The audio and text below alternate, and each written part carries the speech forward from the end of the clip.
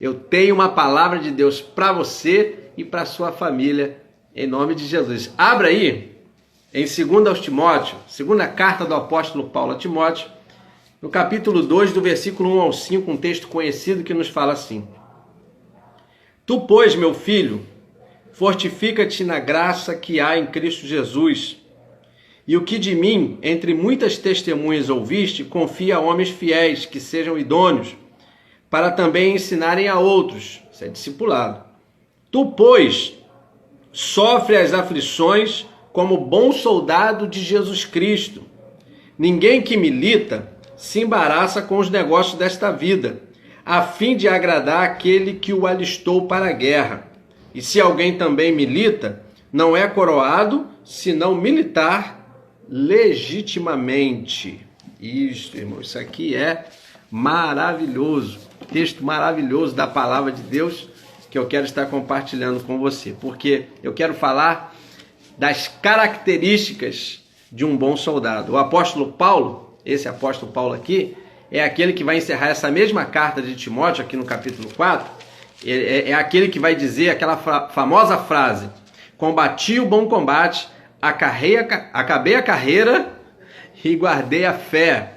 Desde agora a coroa da justiça me está aguardada, a qual o Senhor justo juiz me dará naquele dia, e não somente a mim, mas também a todos que amarem a sua vinda. Então o apóstolo Paulo é esse que vai estar falando para o próprio Timóteo, seu filho na fé, que ele, Paulo velho já, ele combateu um bom combate, ele foi um bom soldado. Ele estava agora encerrando a sua carreira, escreveu sua segunda carta ao seu filho na fé, dizendo que ele deveria ter e ensinar a pessoas que pudessem ser idôneas e fiéis para passar até a outros, para que a igreja complete quantos anos ela tiver que completar sobre a face da terra, com soldados de Cristo, com soldados que sejam guerreiros, que sejam aqueles que não têm medo do exército inimigo, porque sabe que maior é o que está conosco do que o que está no mundo. Então esse apóstolo Paulo, ele é interessante porque a gente vê na Bíblia muitos casos de pessoas que desenvolveram um ministério porque receberam um investimento de alguém na sua própria vida. A gente olha para a Bíblia e a gente vê que Moisés investiu em Josué, a gente vê que Elias investiu em Eliseu. Tem toda a ação de Deus, a gente sabe, né, a força de Deus, o dom, o ministério, a capacidade, mas tem a parte de que alguém investiu alguma coisa na vida de outro. E essa outra pessoa conseguiu fazer muita coisa que aquela que investiu nela nem seria capaz ou nunca pensou em conseguir. O próprio Davi investiu no seu filho Salomão e ele viu que ele mesmo não conseguiu construir o templo, e o seu filho Salomão foi aquele que fez o primeiro templo de Israel para o Senhor. E o próprio Senhor Jesus, você vê que ele investiu 3 anos de ministério na vida dos apóstolos, tá? E então você olha no Novo Testamento ali, nas cartas de Paulo, ainda começando antes das cartas, no exercício prático, quando ele está começando a ministrar em Atos dos Apóstolos, Paulo, ele tem alguns discípulos que ele investe muito na vida desses homens. E esse daqui não é nem um homem formado ainda, era um jovem, quando ele lá em Atos 16, ele chama Timóteo, o seu filho na fé. Então ele vai lá na casa da sua avó Lloyd e fala com a mãe dele. E ele tinha um pai grego, Timóteo tinha um pai grego, quer dizer, um rapaz que poderia ter tudo confuso. A mãe judia, o pai é grego e ele quer ir para o cristianismo, que nem religião fundada era o evangelho simplesmente do Senhor Jesus. Então Paulo vê nele um potencial, investe na vida de Timóteo, traz ele para perto, e então Timóteo vai ser um jovem pastor na igreja de Éfeso e em todos os lugares onde Deus o levou para ministrar a palavra do Senhor. Portanto, aqui nesta passagem, que é a segunda carta que o apóstolo Paulo está escrevendo a Timóteo, na primeira ele corrigiu alguns erros, na segunda ele procurou dar alguns conselhos que ele havia passado lá e fazer alguns agradecimentos. O que vai acontecer? Ele vai falar: Timóteo, eu tenho um conselho para você. E sabe qual é o conselho? Você precisa ter características de um bom soldado e precisa ensinar essas características também à igreja. para que então todos possam combater e a igreja possa prosseguir e não viver apenas 20, 21 anos, 25, 100, mas viver até quando Jesus vier buscar a sua igreja aqui que está morando na face da terra. Então no versículo 1, olha quantas características Deus ele vai me falar do versículo 1, precisamente até o versículo 4. Primeiro ele disse assim, ó, tu, pois, meu filho, fortifica-te na graça em que há em Cristo Jesus. Esse se fortificar aqui é se fortalecer. Na verdade, esse fortalecimento, ele não surge de uma hora para outra. O fortalecimento não é como se fosse um milagre. Ele vai contar com o esforço daquela pessoa. Porque se fortalecer, Paulo estava falando aqui, a primeira característica para um bom soldado, para combater um bom combate, e chegar lá no final e poder dizer, eu combati um bom combate, estou encerrando a carreira e guardando a fé, mas estou com alegria no meu coração, é que ele tem que se preparar para o combate. Só que o preparo para o combate, ele não é durante a batalha. O preparo para o combate, ele é sobretudo antes da batalha. Você sabe disso. É antes da batalha. O guerreiro, ele não se prepara ali às vésperas de uma batalha. Ele tem que se preparar muito, muito antes. Então isso vai dizer que ele vai ter que fazer muito treinamento, isso levando para o campo físico mesmo, ainda não estou fazendo a aplicação espiritual. Você vê que um guerreiro, um soldado, os soldados mesmo em formação, aqueles que entram na carreira do exército, marinha, aeronáutica, eles têm o período básico, que é o período de formação de combatente, e depois eles têm um período de qualificação, que é onde ele vai se qualificar dentro de uma profissão militar, digamos assim, de uma área militar. Ou vai ser no que for ali, nas comunicações, na infantaria, na engenharia, na cavalaria, não importa o que seja. O que vai ser é que ele vai ser formado como combatente e depois qualificado para continuar trabalhando nas Forças Armadas. Então a gente tem uma frase no quartel que fala assim, treinamento difícil, combate fácil. O treinamento geralmente é muito mais puxado do que o dia do combate. É muita educação física, muita, como diz, muita ralação. Por quê? Tem que condicionar o corpo e a alma e o espírito do combatente. É muita pressão psicológica, tem muita dessa pressão para que o soldado ele possa ter condições físicas, mas também quando ele for pressionado, ele saber tomar decisões como um bom soldado na hora que tem que tomar, agir na hora que tem que agir, combater na hora que tem que combater. E Paulo está falando, olha, você tem que se fortificar na graça em que há em Cristo Jesus. Vida de soldado é vida disciplinada, é vida regrada, é vida disciplinada, irmãos. Se o soldado ali, ele deixa de praticar, e o soldado, ele pode ser sargento, coronel, o que for, todos são soldados. Todos são soldados. Então, no evangelho é a mesma coisa. No evangelho pode ser pastor, diácono, evangelista, pode ser membro, pode ser o que for. Todos são soldados. Então, todos têm que se preparar. Então, todos têm que ter uma vida disciplinada, totalmente disciplinada. Por quê? A disciplina vai deixar você preparado para a qualquer momento ser utilizado. E aí eu vejo que muita gente, nos anos que a igreja passa, eles acabam saindo do plano de Deus, acabam negligenciando o que Deus tem para fazer em sua vida, porque não tem uma vida disciplinada.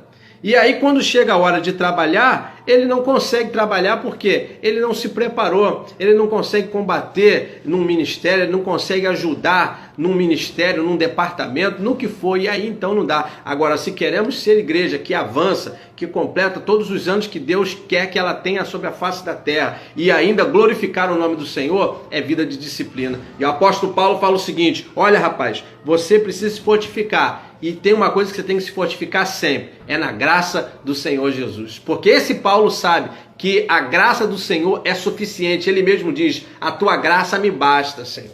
É isso, irmãos. A primeira característica para um bom soldado de Cristo, para um bom combate da fé, é que a gente tem que ter uma vida disciplinada. Não tem esse negócio de ler a Bíblia quando quiser ler. O soldado não, ele tem que ler a Bíblia, porque se a Bíblia é a oração, são alimentos para a alma, fortalecimento para o espírito.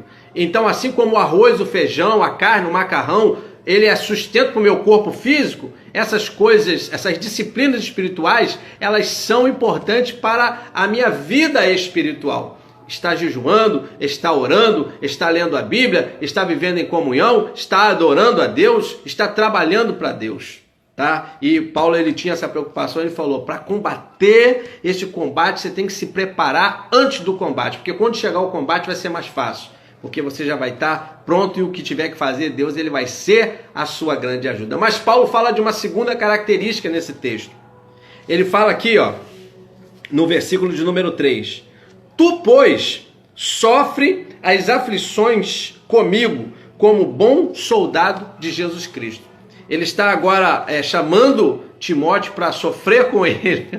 Irmãos, eu fico olhando essa mensagem do Evangelho e eu fico, às vezes, fazendo essas comparações com o Evangelho, em alguns lugares, infelizmente, que é pregado hoje. Que não é essa proposta de vem e sofre comigo. Na verdade, é uma proposta ao inverso, que não apresenta sofrimento e que, na verdade, se a pessoa sofre muito, ela é amaldiçoada, enfim, é uma série de coisas que não tem amparo bíblico. São invencionices da cabeça das pessoas. Porque Paulo, ele fala, você vem para o Evangelho, então eu te convido para sofrer comigo.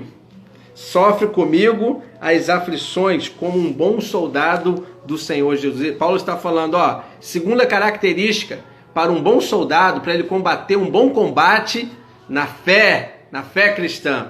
Suporta as aflições, rapaz. Paulo, o velho, está falando com Timóteo, o novo. E ele fala o seguinte, cara, você tem que aprender a suportar as aflições. E a palavra aqui que define é superação. Essa é a palavra. Irmãos. Porque a superação, ela nos leva a romper os nossos próprios limites. Você conhece muitos textos na Bíblia. Eu fico lembrando sempre da parte de Neemias, quando eles estavam na reconstrução dos muros e das portas de Jerusalém, e os inimigos estavam ali atentando a vida deles para que eles pudessem parar. Por mais de 10 vezes eles ficaram ameaçando, eles ficaram fazendo de tudo, pressão psicológica, pressão espiritual, pressão política, fizeram de tudo para que Neemias parasse a obra que ele estava fazendo. Chegou a um ponto que eles tiveram que, com uma mão, estar fazendo a obra e com a outra ter a arma. Então era, imaginando hoje, como se fosse ter uma colher de pedreiro numa mão e uma espada na outra. E uma faca, uma arma na outra, porque está trabalhando, mas também está vigiando. Isso é superação, irmãos. Isso é romper os seus próprios limites, é fazer além daquilo que você um dia pensou que seria capaz de fazer. E é isso que Paulo está falando. Falou, cara, você vai vir fazer a obra, então você tem que aprender a suportar as aflições. Porque não é fácil não. Jesus mesmo, ele falou, no mundo tereis aflições, apenas tenha bom ânimo, apenas tenha esperança, apenas se fortaleça, se reanime, se reavive todos os dias, porque senão você para, irmãos. Não chegamos a 20 anos, 30 anos, 50 anos de igreja com desânimo. O desânimo vem, mas ele é vencido com o quê? Com ânimo. E sabe qual é o ânimo que Deus nos dá? As suas promessas. Quando Ele fala conosco, Ele mesmo se responsabiliza em cumprir. Quantas vezes nós ficamos desanimados, à vontade de parar, mas por que chegamos até aqui? Porque nós nos animamos novamente no Senhor e nós confiamos que Ele, Todo-Poderoso, estava conosco e poderia fazer infinitamente mais. Um bom soldado, ele não abandona jamais o seu posto. Ele suporta até o final. Tá? Eu fico vendo nessas comparações militares, como servia lá o meu tempo lá como sargento no exército, sargento de comunicações. A gente vê ali que a figura fui soldado, fui cabo e fui sargento, e fui as 3 etapas. E o que acontece ali? O sentinela, ele não pode abandonar o seu posto jamais. Ele tem que suportar tudo. Ele pode estar no quarto que for. Ele pode estar no primeiro quarto, no segundo quarto ou no terceiro quarto. Estou falando isso de horários. Ele pode pegar de meia-noite às 2, ele pode pegar de 2 às 4, ou então o olho de Tandera, de 4 às 6. O militar, ele vai entender. E ele pode estar chovendo, pode estar calor. A fardamento é o mesmo, para o calor e para o frio. A arma é a mesma. Os postos vai mudando de acordo com o que vai ser escalado. E então, irmãos, olha o que vai acontecendo. Pode estar ali num posto que tem apenas uma proteção para ele ficar na hora da chuva. Ele tem que ficar ali.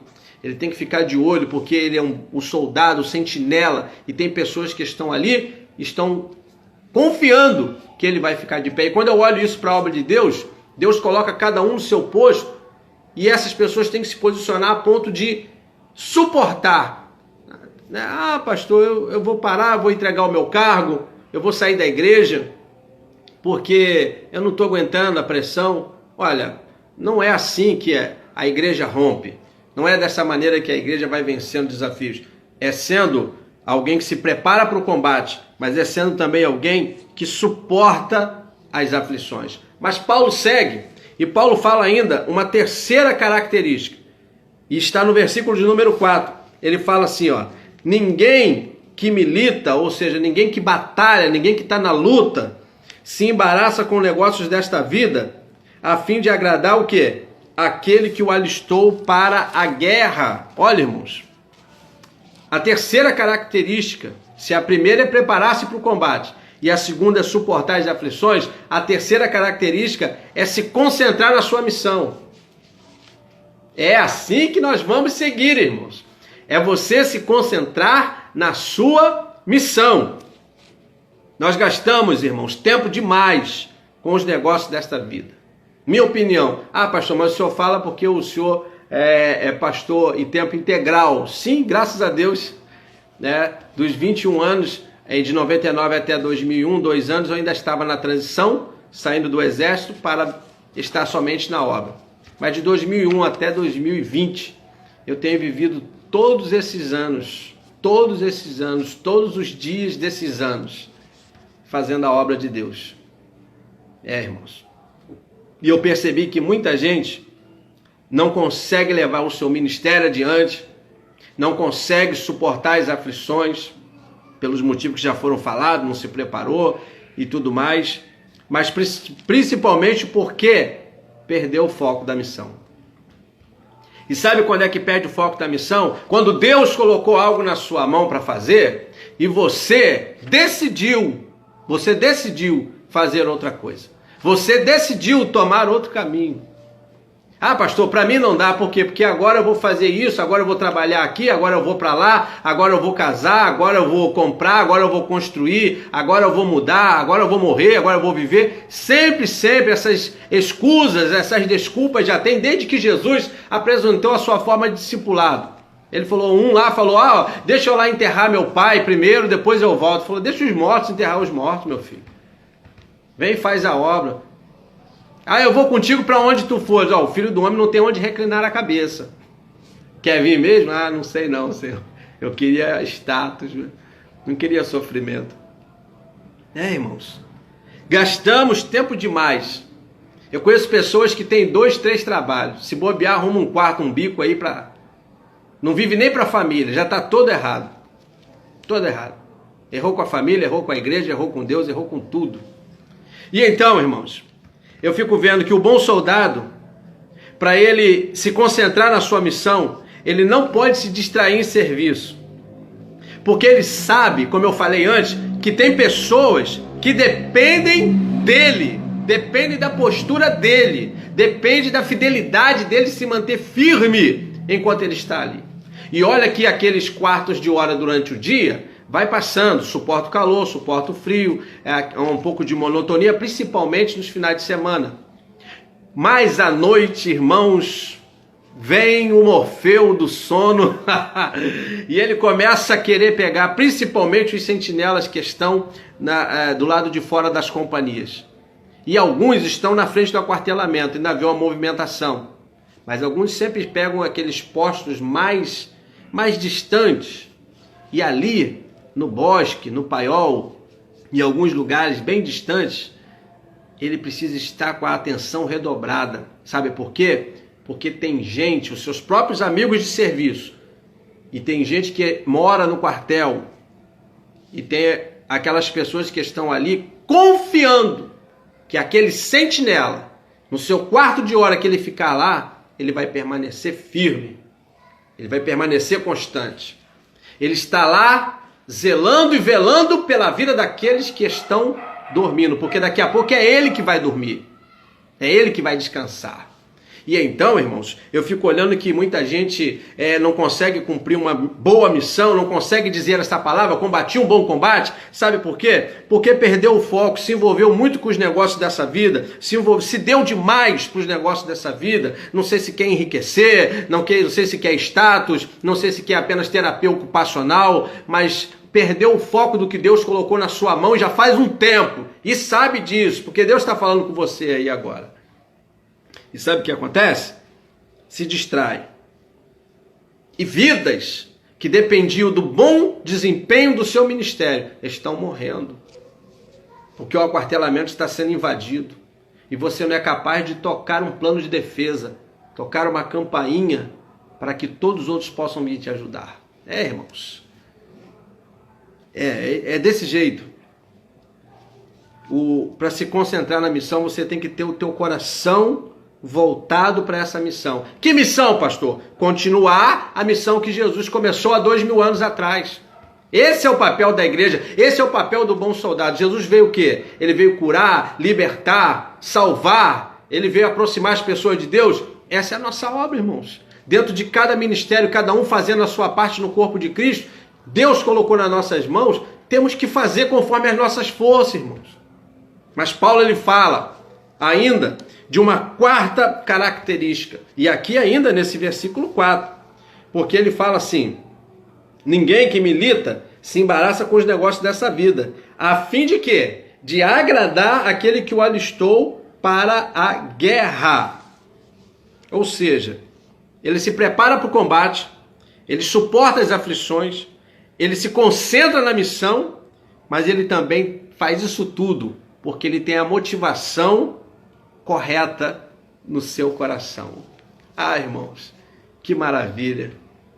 Que maravilha, irmãos, saber que Deus, ele conta nesse sentido conosco.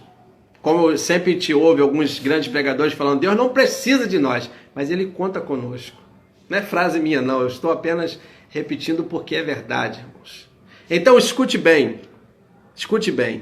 Deus sempre vai sondar, a nível de obra dele aqui na terra, os nossos corações. E Ele está vendo a motivação, o que nos está fazendo fazer. Tem motivação, porque tem muita gente fazendo a obra, mas tem algumas motivações erradas. A obra está sendo feita porque Deus quer alcançar as almas. Agora, cada um vai responder por si, segundo Romanos 14 e outros textos na Bíblia, cada um vai responder por si, porque é melhor fazer com a motivação correta. Aqui Paulo ele falou o seguinte: aquele que foi alistado nessa guerra, ele não se embaraça com os negócios dessa vida porque ele está querendo agradar aquele que o alistou. A motivação correta para fazer 20 anos de igreja, 30, 100, 200 anos, 500 anos de igreja, o que for, enquanto Jesus não vier buscar a sua amada noiva na terra, é saber a quem nós estamos querendo agradar fazendo a obra. Estamos querendo agradar a pessoas? Estamos fazendo porque estamos querendo agradar a nós mesmos? Eu faço a obra porque o meu nome aparece e eu posso galgar na sociedade alguma coisa com isso. Ou eu estou querendo fazer a obra porque a minha motivação é agradar a Deus que me alistou no seu exército porque eu recebi a Jesus Cristo, o meu comandante, o meu capitão, aquele a quem eu presto continência. Aleluia, irmãos. Glória a Deus. Aquele que me deu o direito de usar uma farda de combatente, que me deu armas nas mãos, como Paulo fala à igreja em Éfeso, ele fala que me deu o capacete da salvação, a couraça da justiça, o cinto da verdade. Irmãos, a espada do Espírito, o escudo da fé e a espada da palavra, né? Que é o que o Espírito Santo usa, a palavra em nós. Irmãos, nós participamos disso tudo porque Cristo, Ele nos chamou para um alistamento. Nós aceitamos esse alistamento. E o que vai acontecer? Deus, então, Ele vai colocar lá no seu livro o nome, né? Seu livro da vida. A partir de hoje, chegou mais um soldado. Ele está em formação. Alguns novinhos estão em formação. Todos nós estamos sempre em formação, mas sabe que tem uns que já tem uns anos na carcaça e que já sabe combater e pode ajudar muita gente que está começando agora. quando chega um novo crente, não é para pedir que o novo crente tenha a postura de um crente de 20 anos, não. É para ajudar ele a ser um dia um crente de 20 anos. Aleluia. Irmãos, é isso. É isso que Deus ele quer de cada um de nós. Nós recebemos Jesus, ele nos alistou e fazemos parte do seu exército. Você vai falar, mas nós somos fracos, desprezíveis. Paulo falou isso à igreja em Corinto, lá em 1 Coríntios 1, no versículo 27 e 28, que Deus escolheu as coisas fracas, as coisas loucas, as desprezíveis, as que não são. Para quê? Para confundir aquelas que acham que são. Então, irmãos, o que acontece? O que acontece é que Deus, o que ele espera de mim e de você? Ele espera firmeza e constância. Ele falou isso à igreja lá em Corinto, ele disse assim, Paulo falando, 1 aos Coríntios 15, versículo 58, fala assim, portanto, meus amados irmãos, sede firmes e constantes, e sempre abundantes na obra do Senhor, sabendo que o vosso trabalho não é vão no Senhor. Esse nosso trabalho não é vão. Me parece com aquela passagem de Crônicas que fala, mas levantai e esforçai as vossas mãos, porque a vossa obra tem uma recompensa. Não fazemos a obra por causa de recompensa, mas que existe, irmãos. E a nossa obra, o nosso trabalho não é em vão. O que Deus espera de nós? Ele espera firmeza e espera constância de nós. E quando eu comecei a analisar esse texto de Coríntios, quase encerrando esta palavra aqui, olha o que veio ao meu coração, irmãos. Que ali Paulo ele trabalhava muitos significados da palavra, significados, sinônimos e tudo mais. Essa palavra aqui, quando ele fala sede firme, lá no grego é iesomai, que significa sentar-se, ficar fixo, estável, permanecer inalterável, imóvel, seguro, estar decidido. Isso vai caracterizar uma palavra no entendimento deles, inabalável. Quando Paulo ele falou o seguinte, portanto, meus irmãos, sede firmes, ele estava falando assim, permaneça inabalável, continue fixo, estável, inalterável, continue aí onde você está. Mas ele falou firme e constante, que chega a ser um sinônimo também, porque do grego, emetaknetos, ametaknetos, é essa a palavra, ametaknetos, significa invariável, contínuo, perseverante, persistente, estável, firme e também inabalável. Então Paulo ele falou por duas vezes, permaneça inabalável e inabalável. É como se ele dissesse aqui, portanto, meus irmãos, sede inabaláveis e inabaláveis. Ele estava dizendo assim, amados, fiquem firmes aí, bem aí onde você está neste lugar. Não saia do lugar onde o Senhor te plantou. Não saia desse lugar onde o Senhor te plantou, porque é aí que Ele tem responsabilidade contigo.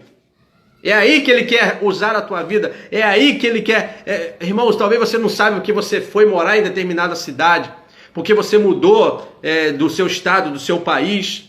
Deus te plantou aí, irmãos, te arrancou de um lugar, te plantou em outro. Agora permaneça no lugar onde Deus te plantou, sabe para quê? Porque aí Ele tem responsabilidade contigo, aí a mão dele te alcança, e aí Ele te usa, e aí você vai fazendo a obra de Deus, e vai ajudando a igreja a crescer, a ganhar almas, a fazer a obra, e a continuar a obra que o Senhor Jesus começou há 2000 anos atrás. Isto é maravilhoso, irmãos. E eu não posso deixar de falar, que para ser firme e constante e sempre abundante na obra do Senhor, tem que ser esse bom soldado que Paulo falou para Timóteo. Não é impossível, irmãos, porque o trabalho tem uma recompensa. A recompensa vem de Deus. Ele pode manifestar essa recompensa de alguma forma enquanto estivermos aqui na terra. Mas principalmente, essa recompensa, ela vai sendo guardada num lugar onde a traça e a ferrugem, elas não corroem, onde o ladrão não mina e não rouba. E é onde estiver esse teu tesouro, é ali que vai estar o teu coração. Por isso muita gente faz a obra de Deus, mas com uma motivação errada, porque o tesouro está aqui, querem conseguir aqui, querem aparecer aqui, querem ter aqui. Deus pode te dar, Deus pode te fazer rico, como pode te manter pobre, como pode te dar uma vida mediana. Ele vai abençoar os teus esforços. Ele vai abençoar a tua capacidade, a tua capacitação diária. Ele vai te dar capacidade. Mas tem coisas, irmãos, que nós só vamos alcançar quando chegarmos lá. E lá é muito melhor, porque está sendo tudo guardado e ninguém está mexendo. Quando chegar o dia de receber o galardão, ele vai chamar um por um. Vai nos dar uma pedrinha, cada um com um nome que só você e ele vai saber. Sabe para que isso, irmão? Porque Carlos Augusto tem um monte no mundo. Tem um monte no mundo. Mas o nome que eu vou receber para viver na eternidade, quando o Pai me chamar, só eu vou atender. Aleluia. Glória a Deus, irmãos. Eu fico muito feliz por poder chegar aí a este sábado, dia 11 de julho de 2020, e olhar para trás e ver que lá eu não imaginava nada disso que estaria acontecendo hoje, como seria a trajetória, porque Deus ele não revela tudo. Ele me mostrou que um dia eu estaria na frente de um povo. Me mostrou sim, mas ele não disse como seria, porque ele não podia correr o risco de desistir, né? Foi igual com Abraão, ele falou, sai da tua terra para uma terra que eu vou te mostrar, mas não falou que no meio do caminho ele ia passar fome, que ele ia demorar para ter filho, que ele ia fazer uma besteirinha lá com a escrava e ter um filho lá, o Ismael, e agora tem outra descendência, aquela guerra até hoje, dos dias de lá. Enfim, irmãos, Deus sabe o que faz. E eu sou muito grato por saber que o Senhor, Ele, nesses anos, sempre esteve conosco. Sempre nos ajudou. E se chegamos até aqui, Ele vai estar também nos fazendo chegar até onde Ele quiser chegar. Que Deus nos abençoe, que Deus nos guarde, no nome de Jesus.